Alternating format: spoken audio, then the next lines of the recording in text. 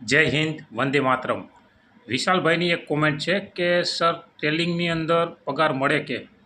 તો હા, ટ્રેલિંગની અંદર તમને પગાર મળે છે.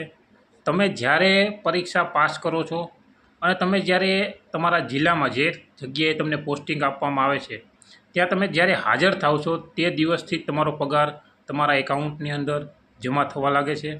અને ટ્રેલિંગ દરમિયાન તમને કેટલો પગાર મળી શકે?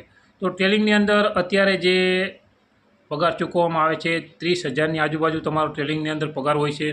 ત્યારબાદ તમે ટ્રેનિંગ પૂરી કરો એટલે જુદી જુદી રીતે જે પોસ્ટમાં તમે લાગ્યા છો બિન હથિયારીની અંદર 5 વર્ષનું ફિક્સેશન હોય છે.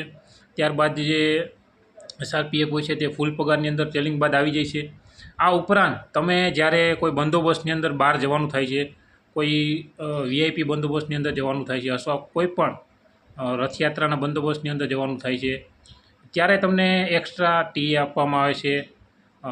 આ ઉપરાંત જ્યારે રજાના દિવસે તમે નોકરી કરો છો તો તેનો રજા પગાર આપવામાં આવે છે.